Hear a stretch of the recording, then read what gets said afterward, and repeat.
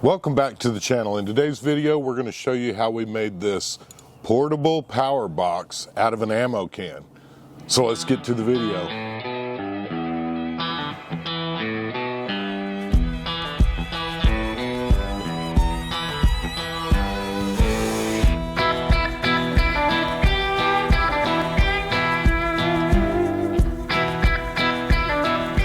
You might be asking yourself why you would want a portable power box like this. This box is extremely versatile. It can help you in camping, especially if you're off grid, gives you a way to recharge your cell phones, that type of stuff. It's also a great rig for portable setup like POTA.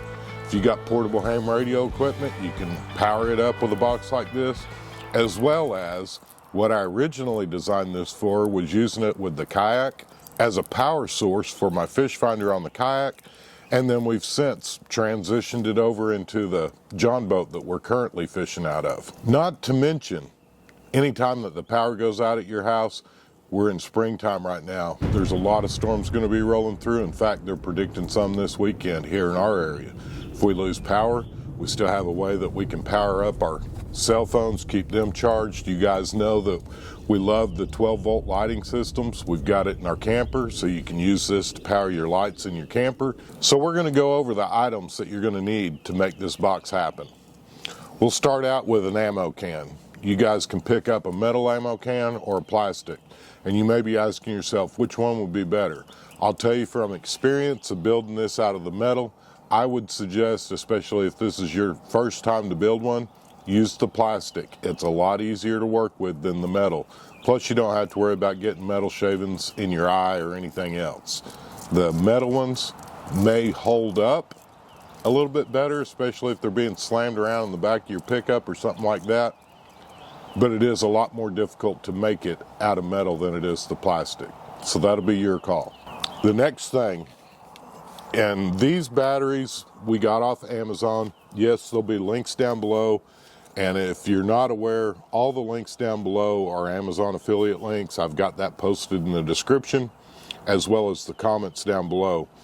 This brand is called TalentCell. One of the good things about this, and I can tell you, this is going to be I can give you a long-term review. We've been using this particular battery and brand for about 6 years now. One of the perks about this particular brand is it does come with its own charger. A lot of your LiPo4 batteries, they require a different charger than your standard lead acid battery chargers that you may already own. These LiPo4 have to have a special battery charger, and that's another great thing. It comes with its own little battery charger. And I will tell you this, if you guys notice that yellow dry bag, I always keep the charger right there in the dry bag, and then I connect this to that. We're going to be using some what they call a through panel USB ports, and that's where you're going to need a drill that you can drill a hole roughly the same size as these through panel, and it's basically a through panel wiring access, and they use these a lot in kayak installations. Again, it'll make it real easy building your box if you're using plastic, because a lot of these components are made from plastic. And I'll go ahead and show you the way this works. Is it comes with different size. There's like a blank one, then you got different size holes depending on what size wires or whatever you're going to be running through this thing. And I'll show you a close-up view of the wire coming out of the top of this box. Speaking about the wire coming out of the top of the box, I do want to show you a mistake I made on the first build. Is I originally cut the hole in the side of this. It makes it a lot more difficult to get that battery in and out of this box. So that's why I put it, when I rebuilt it, I put it on the top. On the USB ports, the one thing that I really like about these is they do have a power switch on them for an off and on power switch. That way you're not running your battery down when you're not using this box. I'm going to go ahead and throw it out there, especially if you guys are new to the LiPo4 batteries. There's so many of these batteries coming out now that have this Bluetooth connectivity so that you can check it on your phone and see how much battery power you have left. Let me tell you a secret about those. Those things are putting out a Bluetooth signal the entire time, from the time you charge it up until it drains that battery dead. Notice I said drains that battery dead. If you run these LiPo4 batteries all the way down, i.e. you don't remember to charge it once a month, that Bluetooth can potentially run your battery completely dead, and now you've got a battery that you cannot recharge. Most of your LiPo 4 battery chargers do not have a reconditioning component built in them like the old lead acid battery chargers had. So now you've got a dead battery. So think about that. It sounds like a cool device, but I'm telling you, it's going to be more trouble than it's worth. You can figure out how much battery life you got left just by looking at your watch. And then lastly, you're going to need some wire.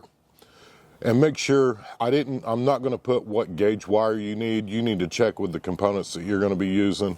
Same for the fuse. You need an inline fuse to keep your components, your electrical components protected. Check with whatever component you're going to be using, and that will help you figure out the gauge of wire that you're going to need along with the inline fuse. We're going to keep this real simple. You got a red wire and a black wire. Your black is going to go to the ground side of your battery. Your red wire is going to go to the power side of your battery, just like they're marked on the top of your battery. You've got a red side and a black side. We're going to keep this simple.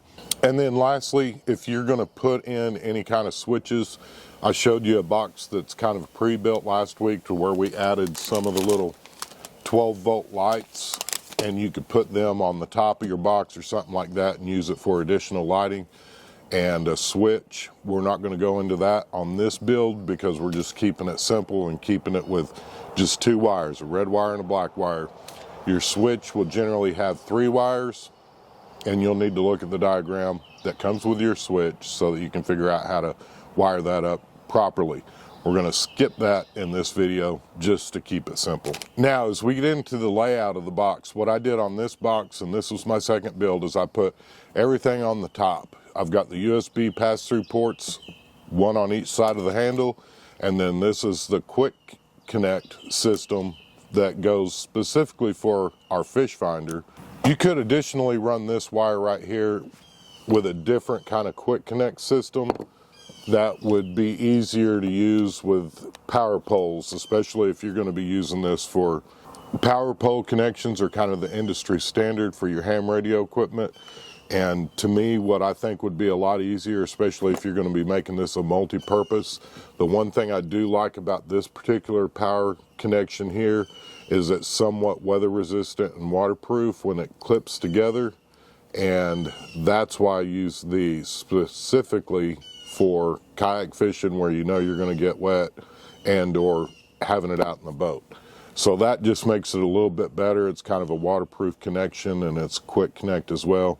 You could additionally buy an extra one like this one to where you could plug into that and then put power pole connections on this side. That way you still got your power pole connections for your ham radio. And if you watched the video from last week, and I'll put a link up here if you haven't watched that video, I do have power pole connections on a short feed like this for this battery box as well. The wiring diagram on the screen that you're going to be seeing right now, we're just keeping it really, really simple. You're going to connect the red wires to the red wires. You want to make sure that you're using an inline fuse that's going to be rated for whatever equipment you're going to be plugging yours into. And then the black wires go back to the ground. What I've done in this particular box and what you'll see in here is I've got an extra set of red and black wires. They're not connected to anything. So that way when the 12-hour battery runs dead, I will switch it over to the 6 amp hour battery, and I know that my 12's dead. But that way I can use this 6 amp hour to get me through the day until I can get that recharged. I've actually ran my fish finder all day long on one of these 6-hour batteries. I imagine you could charge your cell phone and your iPad multiple times on one of these 6-hour batteries and or run a small low watt radio like the ICOM IC705 for many hours on that 6 amp hour battery. But that's the way I set mine up. I did that on purpose. I didn't want both of the batteries running to the power.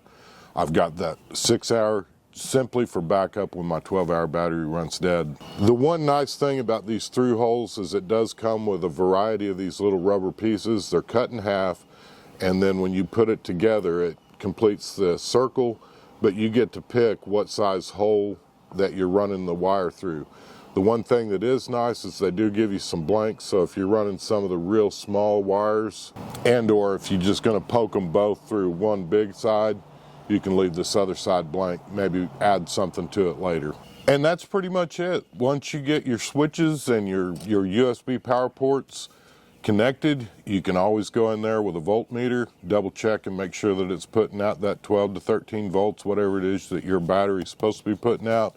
Make sure all your connections are working. It's real easy. If you haven't used a voltmeter, you'll have a red and a black, especially for like your quick connect powers. You've got your red and your black. The wires are marked. Same thing on the connections on the inside. You can see which one's going to which. You can put your little voltmeter in there, double check and make sure that it's putting out the right volts for your system. Another pro to a battery like this, since it doesn't have that Bluetooth, you can charge this thing up, leave it setting for a year, and when you get ready to use it, it's still charged up.